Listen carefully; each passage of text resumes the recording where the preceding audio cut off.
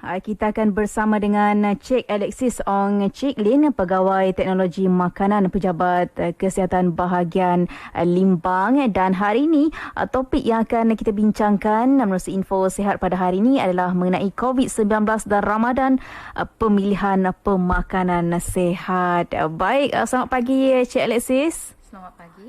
Okey, Cik Alexis, apa khabar Cik Alexis? Baik. Baik, pada pagi ni Cik Alexis, seperti yang Eva katakan tadi, topik yang akan kita bincangkan keselamatan makanan ya semasa Ramadan ya Cik Alexis. Baik, pastinya semua pendengar ingin mengetahui apakah peranan Unit Keselamatan dan Kualiti Makanan UKMM, Pejabat Kesihatan Bahagian Limbang, dalam memastikan keselamatan makanan pada bulan Ramadan ini, kerana pastinya pelbagai makanan akan didapati dan juga dihidangi sepanjang bulan Ramadan ini, Cik Alexis. Di Malaysia, apabila tiba sajak bulan Ramadan, bazar-bazar Ramadan akan tumbuh bagaikan cendawan di setiap tempat dengan kepelbagaian juada yang disajikan.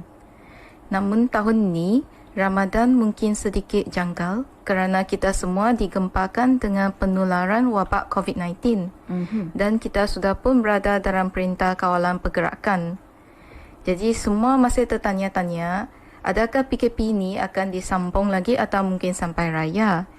Apa-apa pun kita kena tunggu keputusan daripada pihak kerajaan.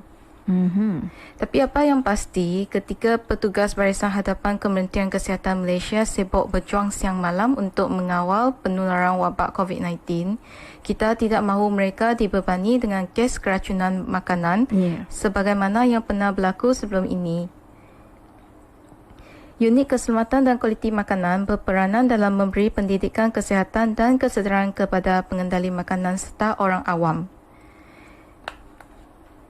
Pendidikan kesihatan ini diberi melalui siri ceramah dan taklimat kepada pengajar serta pengendali bazar Ramadan dengan kerjasama pihak berkuasa tempatan untuk tahun sebelum-sebelum ni.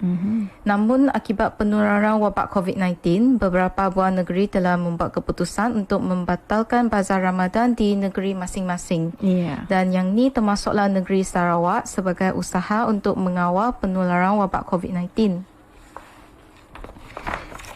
Namun begitu, kempen kesedaran iaitu tips-tips keselamatan makanan akan tetap kami sampaikan kepada semua melalui radio seperti hari ini.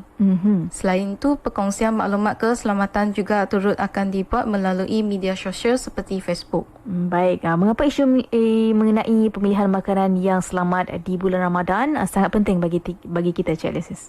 Okey, yang ni sebab pemilihan makanan yang bersih dan selamat dalam bulan Ramadan ini merupakan satu isu yang sangat penting yang perlu diingatkan kepada masyarakat dari semasa ke semasa agar sentiasa berwaspada dan tidak mengambil mudah atau menganggap pemilihan makanan ni sebagai satu perkara yang remeh.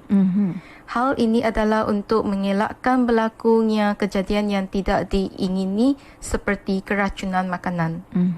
Tambahan pula, semasa berpuasa, tubuh badan kita kekurangan kandungan air daripada kebiasaan. Dan sekiranya berlaku keracunan makanan, ianya akan menjadi lebih berbahaya. Baik, jadi boleh terangkan sedikit mengenai panduan penyediaan makanan yang selamat, terutamanya pengusaha yang terlibat dalam bazar Ramadan online ni? Okey.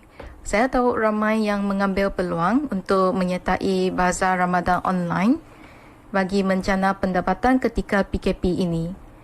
Tidak kira penyediaan makanan dilakukan sama ada di rumah sendiri ataupun permis atau kedai makanan, saudara-saudari perlu sentiasa amalkan panduan penyediaan makanan yang selamat.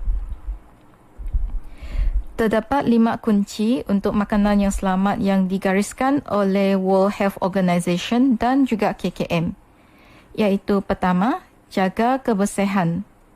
Yang kedua, asingkan makanan mentah dari makanan yang telah dimasak. Yang ketiga, masak dengan cara yang betul atau cukup masak.